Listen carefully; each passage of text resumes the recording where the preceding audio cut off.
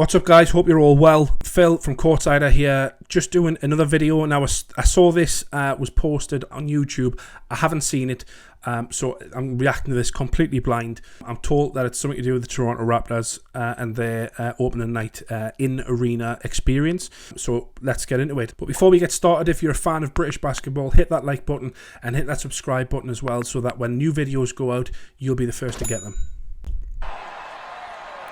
Let's see what we've got. Whoa, whoa, whoa, whoa, whoa, whoa, whoa, whoa, whoa, whoa. Look at Nick Nurse on there. Look at that guy. Man, he looks like more like a bodyguard than he does an NBA coach. Look at that guy. He's been working out. Look at... Jesus.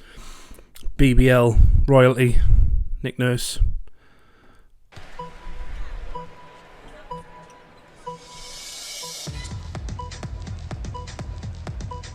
Sorry, my wife's just texting us tonight's evening meal options.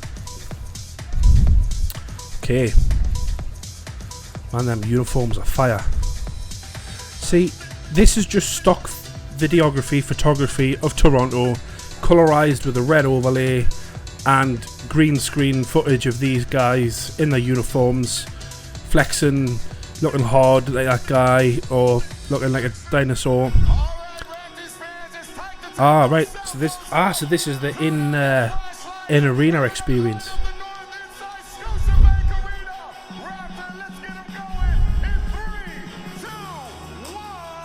I love the depth of field on these lenses, man. These cameras are. Love that. What's that? Violins? How is this fit in? I do like the coordinated outfits representing the Raptors with the merch. Not quite sure on this bit. Unless there's something I'm missing. Ah, right, okay, so it blends in.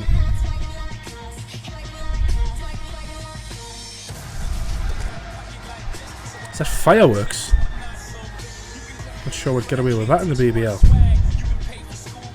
See, again, bit of in-game footage. Porto Jr. Kevin Gomez, nice guy. Awesome film if you haven't seen that film Puzzle with him in. So yeah, so green screen, colorized in-game footage. Fireworks, definitely wouldn't get that in the BBL.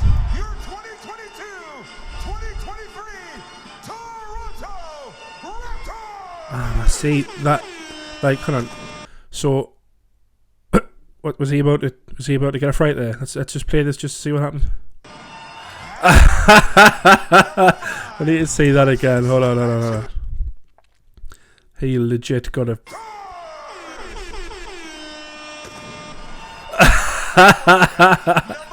Man, poor guy. Precious Atua. Poor man.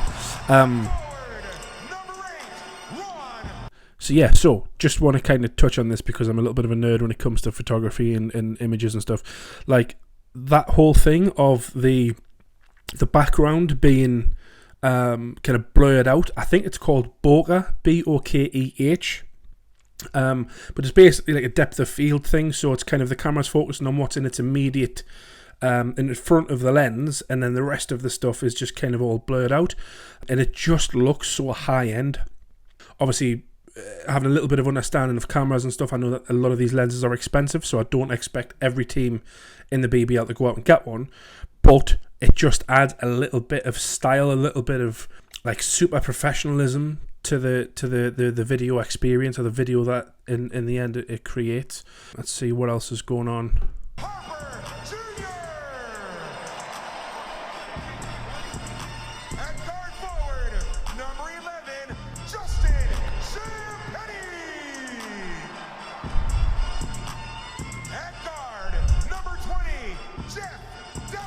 See, I also like the fact that they've got t-shirts on. Yes, they're branded to the Raptors and stuff, but they're kind of, maybe it's political, but like, do you know what I mean? Like, this is where obviously the Riders last weekend and a couple of other BBL teams had the Black History Month t-shirts on. Like, I think that's massive because, again, it's bringing in culture to the BBL. It's bringing in culture to the WBBL.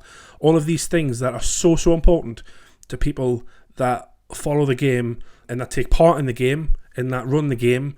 Like, we should be giving the players the platform to, you know, to represent these movements, whether it's Black History, Black Lives Matter, whether it's, you know, these guys are obviously wanting you to vote for something.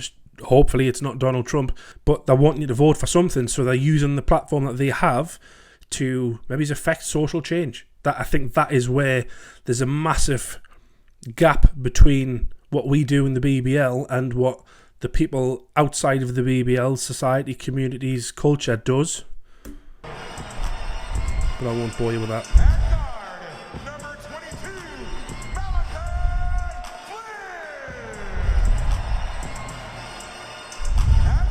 I mean, he looks sort of falsely happy to be there, like he's not being told to be there at all. He looks even happier to be there. Yeah, you don't look happy at all, Chris. There's the guy, former Wizard, Otto Porter Jr. A lot of time for him, that chain. Whoa. That's a kind of Kiki Herbert Harrigan type of chain. I like that. That's nice. At center, number 35, Christian Colucco. At forward, This guy, if you haven't seen the film Hustle, I genuinely didn't realise he was a proper basketball player until the Raptors announced him. Great film though. And the head coach of your Toronto Raptors is none other than Nick Nurse. Now this guy, if you're new to the BBL and you haven't been around the BBL long, look up this guy. Massively important in the BBL. He started his career, I believe, as a coach in this country. I could be wrong, but he's played in this country, he's coached in this country, then he went across to the Toronto Raptors. Little bit of a fun fact, he also took ex-Eagles head coach Fab Flournoy with him, who I believe now is is either an analyst or an assistant coach. And you talk about cutting your teeth in the BBL, and then that's the one day is the big thing of going to the NBA, and obviously this guy, both Nick and Fab Flournoy, have done that. So credit to both these guys. You see, again, that's that whole, I was talking about the depth of field with the photography. It just looks so much classier. Obviously they've got professional lighting in there as well, but it just looks like more cinematic, and it makes it look more impressive to me. I mean, I don't know what you guys think. Let us know in the comments whether you're a big fan of this kind of photography, videography. I personally love it. Let us know if you're not a fan of it. What we got here now? Some dancers and drummers. See, this is one of those things where I've seen it in the BBL, but I've never seen it done really well. Love those lights. I would love those lights. I think the Lions and the Riders have used those lights in their press shots, their promo shots for their uniforms. I'd love to get my hands on some of those. The lights. Toronto, it's now time to meet your Raptors starting five. Ah, this is cool. We got it started at the forward by way of the UK, wearing number 3. OG. Yes, representing Britain. London born, I believe, OG.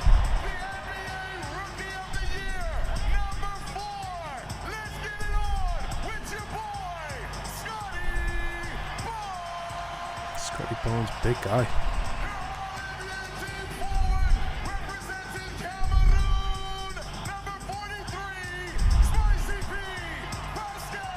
Siakam. He's been there a couple of years.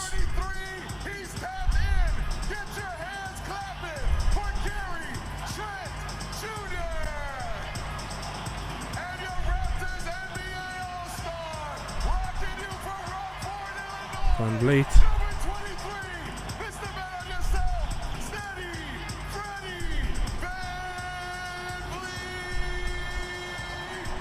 Scotiabank Arena, once more. Let's hear it for your 2022-2023 Toronto Raptors. That's class. I mean, like, just the whole thing. Like, just, I mean, if we just take a minute, like, oh, like, and I get this, that not everyone, not every club in the BBL is going to be able to do things like this. Obviously, in the future, what, you know, when you've got the new Sheffield Arena is going to be up and running. Obviously, the Eagles have got theirs. The London's got that, the Copper Box. You know, you've got Morningside Arena. You've got Glasgow with the Emirates. So there are clubs, probably 5 or 6, that would be able to put on a show like this. Again, it comes down to cost. I get that.